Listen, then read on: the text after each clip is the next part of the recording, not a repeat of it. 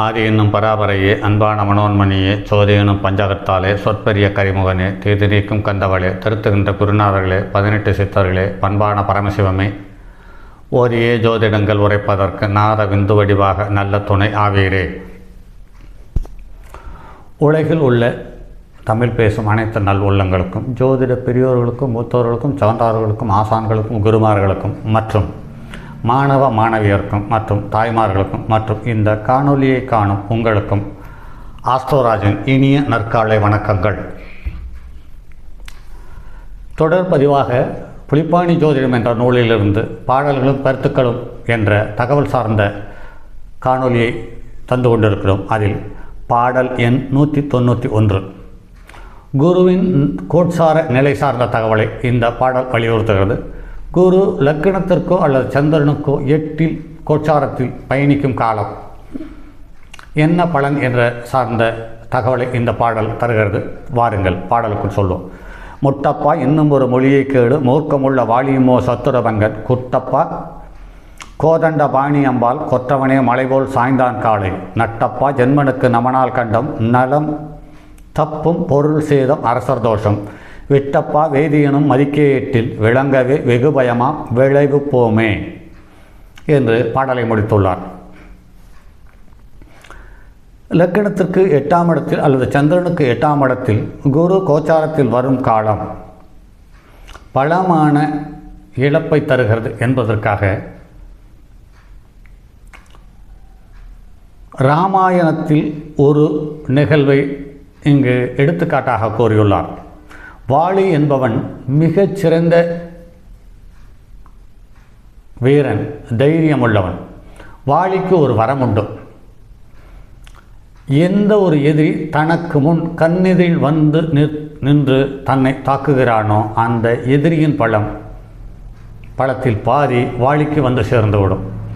அப்படிப்பட்ட அருமையான வரம் கொண்ட வாலியை மரத்தின் மறைவில் நின்று கோதண்டபாணி அம்பாள் வீழ்த்தப்படுகிறார் என்பது எடுத்துக்காட்டாக கூறியுள்ளார். அப்படி எவ்வளவு பெரிய கெட்டிக்காரனாக இருந்தாலும் குரு கோச்சாரத்தில் 8இல் வரும் காலம்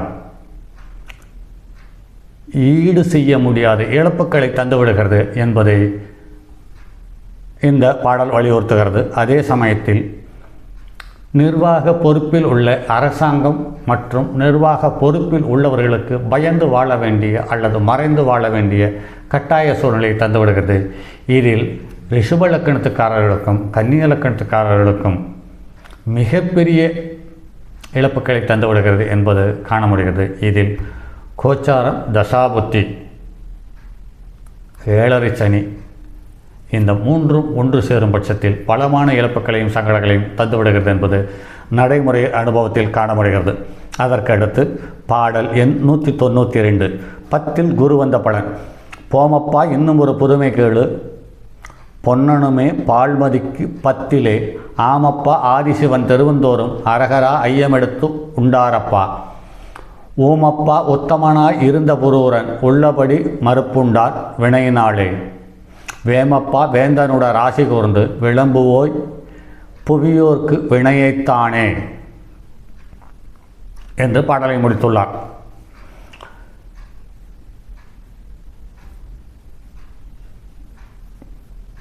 பொதுவாகவே 10இல் குரு வரும் காலம்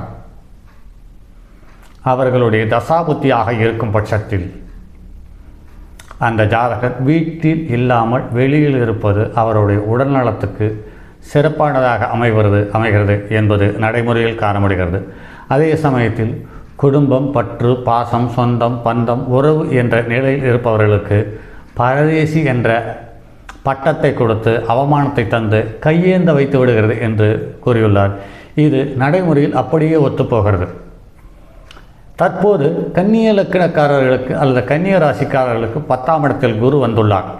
இது சமீபத்தில் கடந்த ஒரு வாரத்தில் சில ஜாதகங்களை பார்த்த பொழுது இந்த 10இல் குரு வரும் காலத்தில் பரதேசம் என்பது நிதர்சனமான உண்மை என்பது வெளிச்சத்தில் வருகிறது.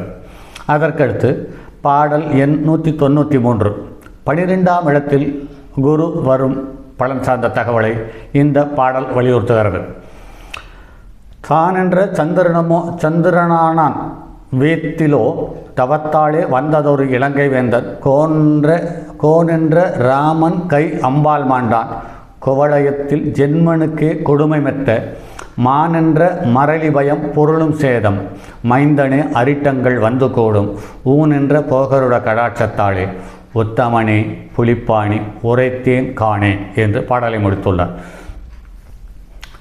சந்திரனுக்கோ லக்னத்துக்கோ 12ஆம் இடத்தில் குரு வரும் பொழுது மரண பயத்தை தந்து விடுகிறது என்பது நடைமுறை அனுபவத்தில் உண்மையை ஏற்றுக்கொள்ள வேண்டியதாக இருக்கிறது. அதே சமயத்தில் மிகப்பெரிய சிவபக்தன் என்று சொல்லக்கூடிய ராமனின் அம்பாள் மாண்டு போனது இந்த சந்திரனுக்கு 12ஆம் இடத்தில் குரு வந்த காலத்தில் என்று இராமாயண கால கதைகளையும் மகாபாரத கால கதைகளையும் இந்த கோச்சார குரு அதிக பங்கெடுத்திருக்கிறது என்பது எடுத்துக்காட்டாக ஆசிரியர் கூறியுள்ளார். இது நடைமுறையில் ஒத்துப்போகிறது. அதே சமயத்தில் இந்த 12ஆம் இடத்தில் குரு வரும் காலம் பூர்வ புண்ணியம் சம்பந்தப்பட்டது, வம்சாவளி சம்பந்தப்பட்ட கௌரவங்கள் தெருவுக்கு வந்து விடுகிறது என்பது நடைமுறையில் காண முடிகிறது. பாருங்கள் நண்பர்களே. அடுத்து நீசபங்க ராஜயோகம் என்ற தகவலுக்கான பாடல் இது. பாடல் எண் 194. குட்டப்பா இன்னும் ஒரு சூச்சங்கேளு சுகமும் ஜென்மனுட ராசிதனில் மாடப்பா மதிமயங்கு ஒளியில்லாமல் மகத்தான கோல தூதா நீசமோ கூடப்பா குடிநாதன் அம்பொலிக்கு கொற்றவனே கேந்திரமும் உச்சமாக நாடப்பா போகருட கடாட்சத்தாளே நலமாக செப்பிடுவாய் நீசம் போச்சே என்று கூறியுள்ளார். பொதுவாகவே ஒரு ஜாதகத்தில் ஒரு கிரகம் நீச்சம் பெறும் பட்சத்தில் அந்த கிரகத்துக்குரிய காரகத்துவமும் பாவகத்துவமும் உறவுகளும் பலமான பாதிப்பையோ அல்லது பலகீனமாக இருப்பதையோ நடைமுறையில் காண முடிகிறது. அப்படி இருக்கும் பட்சத்தில் அந்த நீச்சத்துக்கு வீடு கொடுத்த கிரகம் சந்திரனுக்கு கேந்திரத்தில் அமையும் பொழுது அந்த தோஷம் நிவர்த்தி ஆகிறது என்று சொல்லியுள்ளார்.